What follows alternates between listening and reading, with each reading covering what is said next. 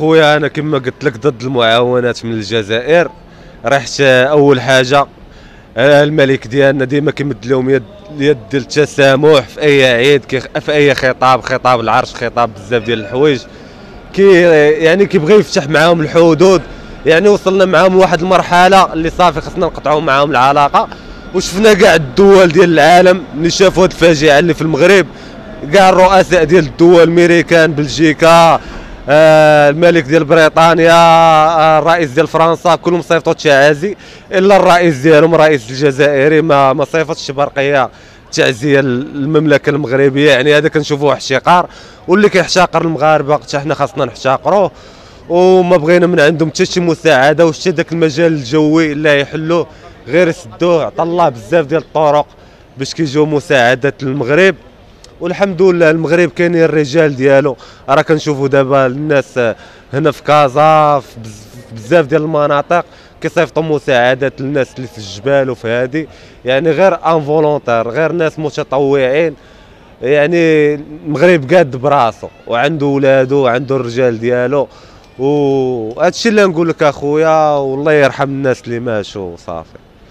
واقفينش عليهم يعطيونا، ما مستعدينش، حنا ما بغيناش داكشي يخليو عندهم يزيدوا فيهم.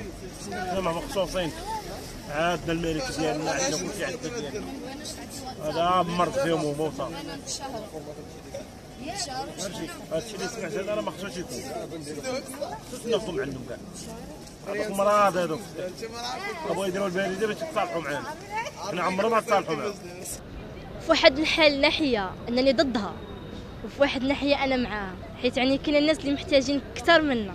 يعني انك ما ديك هذه اللحظه هذه ما خصك تفكر ان العكس او الصداع او شي حاجه، فهمتي؟ حيت خصك تفكر في الناس اللي كيموتوا بالجوع، اللي كيموتوا بالعطش، اللي كيموتوا بزاف ديال الحوايج. هذه اهم حاجه خصنا نفكروا فيها. وفي هذه النقطه هذه يعني هذيك الساعه خصنا نساو الصداع، نساو المشاكل، خصنا نورمالمون نديروا اليد في اليد. يعني واخا الجزائر ما خلاو، ما قالوا فينا نورمالمون وعيروا المغرب وبزاف د الحوايج، ولكن في هذه اللحظه انهم بغاو يديروا المعاونه ما عندنا ما نديروا، خصنا نستقبلوها من عندهم.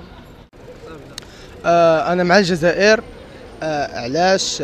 حيت هما خوتنا، فهمتيني، وكيبقاو خوتنا، فهمتيني. فرقنا الحدود وجمعتنا الاسلام وجمعتنا المحبه والاخوه، وابار هادشي كامل يعني هادشي في صالحنا وفي صالحهم.